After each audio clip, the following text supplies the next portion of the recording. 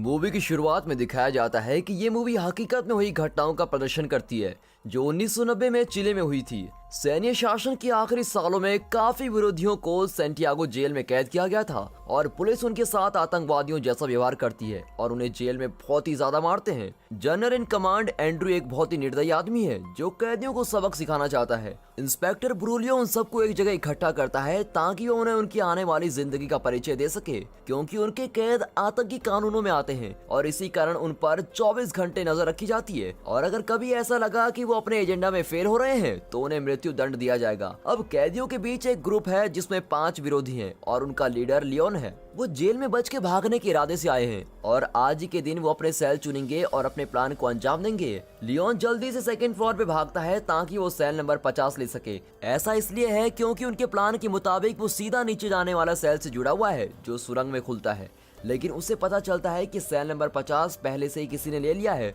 तो वो मजबूरन सेल नंबर 51 में चला जाता है और इस तरह वो कमरा एक अच्छे एंगल पर है। पर फिलहाल उन सबको चिंता भी है। वो कैदी अपनी नई जिंदगी में एडजस्ट होते हैं और उनमें से कुछ हॉबीज भी लेते हैं, जैसे कि गाना गाना, खाना बनाना, कारपेटिंग करना और भी बहुत कुछ। राफेल, लियोन और जर्मन 1 घंटे की ब्रेक में प्लान को आगे डिस्कस करते हैं और लियोन एक आर्किटेक्ट है और इस मिशन का मास्टरमाइंड भी। वो जानता है कि दीवार की कुछ मीटर की दूरी पर मोनाको नदी है जो पाम के पेड़ों से घिरी हुई है और सुरंग का रास्ता उसके कदम से नापा जा सकता है। उनके 5 फीट तक हर 2 स्टेप का अर्थ है कि सुरंग 70 मीटर लंबी होनी चाहिए। इस लंबाई की सुरंग खोदने के लिए उन्हें 60 टन मिट्टी हटानी होगी, लेकिन सवाल यह है कि गार्ड्स की नजर में आए बिना वो इतनी मिट्टी कहाँ रखेंगे। जब वो तीनों प्लान डिस्कस कर रहे होते हैं तब एक और कैदी जिसका नाम पाउलो है वो उनको देखता है और वो बाद में राफेल से मिलता है और उससे बोलता है कि वो लोग जो भी कर रहे हैं उसमें वो भी शामिल होना चाह रहा है। वो तीनों उस पे भरोसा करके उसे अपने ग्रुप का हिस्सा बना देते हैं। अब अगले सीन में वो लोग ग्राउंड फ्लोर के सेल में जाते हैं जहाँ से सुरंग की शुरुआत है। उन्हें दीवार में छेद करना है और जो बचे हुए हैं उन्हें ब्लॉक बनाना है और इस तरह जब वो काम नहीं कर रहे होते हैं तब उन्हें ब्लॉक की मदद से दीवार के छेद को छुपाना है। उसके बाद लियोन ऐसी जगह ढूंढता है जहां वो बहुत सारी मिट्टी छुपा सकते हैं और एक गिटार बजाने वाले को इस बात का अंदाजा लग जाता है और वो उन्हें स्क्रू ड्राइवर देता है। इसके बाद वो भी प्लान का हिस्सा बन जाता है। अब स्क्रू ड्राइवर की मदद से लियोन अगले कुछ दिन छत में स्क्वायर शेप में छेद बनाने की कोशिश करता है और वो गिटारिस्ट बाहर गाना गा रहा होता है ताकि उनकी आवाज कम आए, पर फिर भी उनको शोर जितना हो सके उतना कम रखना है। जब वो आखिरी बार छत पे मारता है तब 2 सीमेंट के ब्लॉक गिरते हैं जिस कारण बहुत ही गंदगी मच जाती है। अब लियोन बाकियों को जल्दी से अंडा और लाइम लाने को बोलता है ताकि वो मिक्सचर बनाए जो ब्लॉक जैसा दिखेगा और वो छेद को बंद कर सके। उनकी टीम काम बांटकर काम पर लग जाती है, लेकिन तभी गिटारिस्ट एक विशेष गाना गाता है, ये हिंट देने के लिए कि गार्ड्स अचानक से सरप्राइज चेक कर रहे हैं। लियोन छेद को देखता है और ये जान के सुकून पाता है कि मचान का एरिया काफी है और उसमें आराम से मिट्टी आ जाएगी।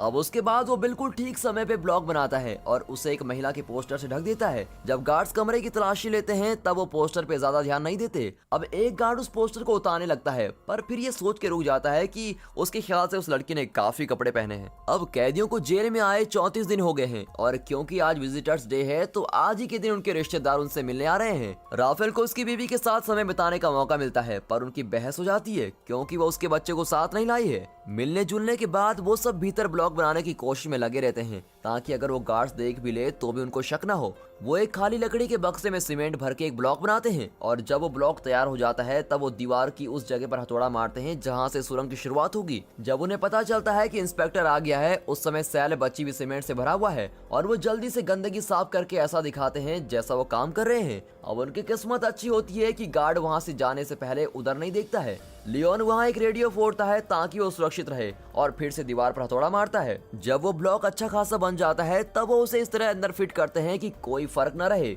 और किसी को पता भी न चले। बाकी बची हुई मिट्टी को बैग में भर के सेल नंबर 51 में ले जाया जाता है। वहाँ लियोन उसे छत के ऐसे एरिया में छुपाता है जहाँ देखने के बारे में गार्ड्स कभी सोच भी नहीं सकते। ये सब कुछ दिन तक ऐसे ही चलता रहता है। गिटारिस्ट सेल के बाहर इंतजार करके सब आने जाने वालों पे नजर रखता है और वो 4 बारी बारी सुरंग खोदते हैं। हर दिन की बची हुई मिट्टी को अलग अलग दिन अलग अलग बैग्स में डाल के ऊपर के फ्लोर पर ले जाया जाता है और फिर उस मचान में फेंक दिया जाता है। फिर सीमेंट ब्लॉक्स का इस्तेमाल करके छेद को बंद किया जाता है और छुपाया भी जाता है। वो सब बाकियों से भी मिलजुल के रहते हैं ताकि किसी को शक न हो, लेकिन एक चालाक कैदी ऑस्कार उन पर नजर रखता है और वो देखता है कि वो हर दिन वही सब करते हैं और ये बिल्कुल सच नहीं लगता।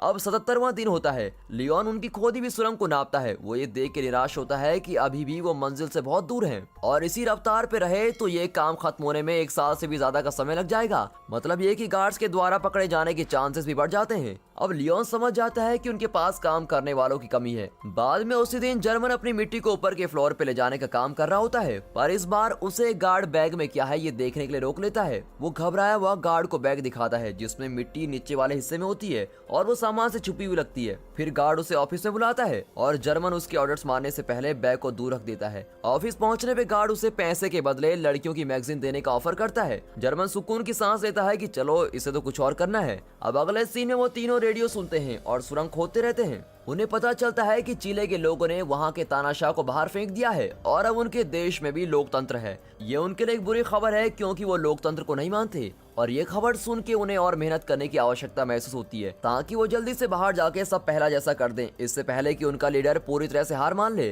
86वां दिन होता है और लियोन कैदियों को इकट्ठा करता है जो मृत्यु दंड का इंतजार कर रहे हैं। वो उन्हें प्राण की सारी बातें बताने से पहले उन्हें उनकी बनाई सुरंग दिखाता है और वो सब तुरंत उसकी मदद करने के लिए तैयार हो जाते हैं और उनके ग्रुप का हिस्सा भी बन जाते हैं। अब शोर मचाने के कारण रात में काम करना संभव नहीं है, इसीलिए वो दिन में 2 घंटे में एक इंसान के काम करने का फैसला करते हैं। वो लोग पकड़े न जाएं, इसलिए वो हर छोटी छोटी बात पे सावधान रहते हैं और जैसे कि हर शिफ्ट के बाद अपने हाथ और शरीर से मिट्टी को धोना, उनमें से कुछ हर समय बाहर रह के गार्ड्स पर नजर भी रखते हैं ताकि किसी को शक न हो। वो ग्राउंड फ्लोर और फर्स्ट फ्लोर के बीच में छेद बना देते हैं ताकि उन्हें मिट्टी सीढ़ियों से न पहुंचानी पड़े और उससे ज्यादा रिस्क भी नहीं होगा। अब फाइनली उनके काम करने की रफ्तार बढ़ती है और अंत नजदीक आता है। हर चीज के दौरान वो सब बाकी कैदियों के साथ अच्छे से घुलते मिलते हैं। वो ब्रेक के समय खेलते हैं और आम तरह से टीवी देखते हैं ताकि किसी को उन पर जरा सा भी शक न हो। एक फुटबॉल मैच में ऑस्कार राफेल को बताता है कि उसे पता है कि वो सब क्या कर रहे हैं, वो भी उनकी टीम का हिस्सा बनना चाहता है, पर ऐसी अफवाह है कि वो अपने लोगों को धोखा देने के कारण आज जेल में है।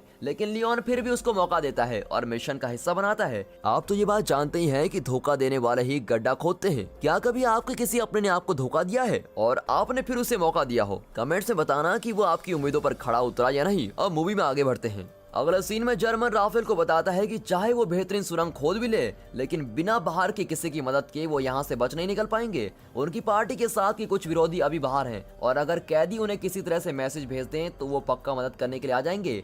अब 182वां दिन है। राफेल की बीवी उससे विजिटर्स डे पर मिलने आती है। वो उसे उनके प्लान के बारे में बताता है और उसे पार्टी को इत्तला करने को भी कहता है। उससे मिलने के बाद वो औरत इस प्लान के बारे में काफी देर तक सोचती है। फिर 205वां दिन आता है। काम चल रहा होता है और गिटारिस्ट सुरंग में है और अचानक से सारी पुलिस सरप्राइज चेक करने के लिए वहाँ जाती है। लियोन जल्दी से सबको चौकन्ना करता है, पर सब साफ करने में और गिटारिस्ट को बाहर निकलने में 10 मिनट से ज्यादा लगेगा। कुछ लोग उसकी मदद करते हैं और कुछ बाहर जाके पुलिस को रोकते हैं। राफेल उनकी बेइज्जती करता है जिस कारण दोनों पार्टी में लड़ाई शुरू हो जाती है। अब इस सबसे गिटारिस्ट को काफी समय मिल जाता है कि वो सुरंग से बाहर आ जाए और उसकी एंट्री को बंद कर दे। जब वो बाहर आता है तो देखता है कि पुलिस कैदियों को हरा के जमीन पर लेटाया हुआ है और कमांडर एंड्रेड उन्हें बिना कपड़ों के धूप में रखता है। बिना कपड़ों के ट्रेनिंग लेना भी कोई सजा है? खैर, किसी और जगह राफेल की बीवी पार्टी के हेडक्वार्टर जाती है, लेकिन वो उससे मदद की उम्मीद न रखने को बोलते हैं क्योंकि उनके पास पहले से ही बहुत सारी समस्याएं हैं। लेकिन वो हार नहीं मानती और इससे अच्छे प्लान के बारे में सोचती है। वो लियोन के पिता, जर्मन की बीवी और राफेल के पुराने दोस्त से मिलने चर्च में जाती है। वो सब उन कैदियों की बाहर से जितनी हो सके उतनी मदद करने के लिए तैयार हो जाते हैं। फिर सीन 392 दिन पे आता है। एक आदमी सुरंग में काम करते करते बेहोश हो जाता है। उसकी खुशकिस्मती से उसका दोस्त उसको जल्दी से बाहर खींच लेता है। अब सुरंग बहुत गहरी है और उसमें ऑक्सीजन की कमी है। इस परेशानी का हल निकालने के लिए वो लोग कारपेंटर को भी अपने मिशन में शामिल करते हैं। वो एक पाइप बनाता है और एक पंखे जैसा कुछ भी जिससे सुरंग की कितनी भी गहराई में हवा जाए। फिर हमें एक बिगोटे नाम के एक शातिर आदमी से मिलवाया जाता है। उसे कमांडर बुला के सिगरेट का पैकेट देता है, लेकिन उसके बदले में कमांडर जानना चाहता है कि कौन सा कैदी क्या कर रहा है। और बाद में उसी दिन राफेल को पता चलता है कि सुरंग ने जेल की सीमा को पार कर लिया। वो जमीन में छेद करके गुलाबी लिक्विड फेंकता है। वो गुलाबी लिक्विड राफेल का दोस्त देख लेता है जो उसकी भागने में मदद कर रहा है। अब अगले विजिटर डे के दिन लियोन के पिता उससे मिलने आते हैं और उसे बताते हैं कि लिक्विड अभी भी जिस जगह सुरंग को खत्म होना चाहिए उससे 40 मीटर दूर है। 558वां दिन आता है और शहर में अर्थक्वेक आता है। लियोन जो बाहर है तुरंत अंदर भागता है ताकि सुरंग में मौजूद लोगों को बचा सके, लेकिन खुशकिस्मती से किसी को चोट नहीं लगती और सुरंग भी बंद नहीं होती। इतने महीनों में लियोन ने एक व्हील चेयर पे रहने वाले आदमी से दोस्ती की है। वो उसे भागने के प्लान के बारे में बताता है और उसे भी उसमें शामिल होने को बोलता है। वो आदमी इनकार कर देता है क्योंकि उसने जिंदगी से हार मान ली है और वो जानता है कि वो सुरंग में रेंग के नहीं निकल सकता। फिर फाइनली वो दिन आ जाता है जब महीनों के प्लान का आखिरी काम आता है। सब लोग 2 हफ्तों की एंटरटेनमेंट के लिए टीवी वाले कमरे में हैं। फिर एक के बाद एक आदमी वहां से बाहर जाता है। किसी को शक नहीं होता क्योंकि वो शो बिल्कुल भी मजेदार नहीं है। अब लियोन सुरंग की एंट्री पे बैठकर देख रहा होता है कि सभी कैदी आ रहे हैं या नहीं। वो सब मिलके 50 हैं। इसका मतलब कि उन्हें एक दूसरे पे भरोसा करना होगा कि इसके बाद कौन जाएगा। दूसरी तरफ बिगोटे ध्यान देता है कि वहाँ कैदी कम है और उन्हें देखने के लिए वो बाहर जाता है। व्हीलचेयर वाला आदमी उसको रोकने की कोशिश करता है पर बिगोटे उसे रास्ते से हटा लेता है। जब बिगोटे सेल में पहुंचता है तो सभी लोग सिवाय ऑस्कार के सुरंग में जा चुके हैं। अब बिगोटे पुलिस को बताना चाहता है पर ऑस्कार उसको रोक लेता है। उस पे स्क्रू ड्राइवर से हमला किया जाता है पर उसके बाद भी वो बिगोटे को बेहोश कर देता है। लेकिन उसकी चोट के कारण वो बाकियों के साथ सुरंग में नहीं घुस पाता और ऐसा कहते हैं कि धोखा देने वालों को स्क्रू ड्राइवर से मारा जाता है। बचे हुए 49 आदमी सुरंग में लाइन में इंतजार कर रहे हैं कि दूसरी तरफ के लोग उस एंट्री को कब खोलेंगे। अब राफेल का दोस्त उसको खोलता है और वो सब एक के बाद एक करके बाहर आ जाते हैं। राफेल की बीबी ने सबके लिए नए कपड़े रख लिए हैं। कपड़े बदलने के बाद वो लोग एक नदी के पास छुप के एक बस के आने का इंतजार करते हैं जो उन्हें वहां से पिक करेगी। वो तुरंत बस में बैठते हैं लेकिन जर्मन ऑस्कार के लिए परेशान है। वो उन्हें कुछ देर इंतजार करने को बोलता है और खुद उसको लेने जाता है। जेल में बाकी के कैदियों को सुरंग के बारे में पता चलता है और वो उसमें घुसते हैं और पुलिस आके उन बचे हुए कैदियों को इकट्ठा करती है। बस में सायरन सुनाई देता है तो वो फैसला करते हैं कि वो जर्मन और ऑस्कार के बिना ही वहाँ से चले जाएंगे। फिर कुछ सेकंड्स में जर्मन आता है और बोलता है कि ऑस्कार कभी भी सुरंग से बाहर नहीं आया और क्योंकि वो दोबारा उसको देखने नहीं जा सकते वो वहां से चले जाते हैं। दूसरी तरफ कुछ कैदी उस सुरंग से भागे पर पुलिस ने ज्यादातर कैदियों को सुरंग से खींच के बाहर निकाल दिया है। हम ऑस्कार को जेल में रोते हुए अपनी किस्मत को कोसते हुए देखते हैं और यह खबर सुन के कमांडर को बहुत गुस्सा आता है। बस में बैठे सभी कैदी को पैसे और नकली आईडी दी जाती है। उसके बाद उन्हें दूसरे शहर के लिए अलग अलग हिस्सों में 3-3 करके उतारा जाता है और अंत में लियोन राफेल को अलविदा करता है और अपनी जिंदगी को दोबारा शुरू करते हैं। इस तरह 49 कैदी बहुत ही ज्यादा सुरक्षा से भरे जेल से 1990 में 18 महीने खुदाई करके बाहर भागे थे और ये मूवी यहीं पर खत्म होती है। दोस्तों अगर आपको ये मूवी अच्छी लगी हो तो वीडियो को लाइक, चैनल को सब्सक्राइब जरूर कर दें। Finally thanks for watching.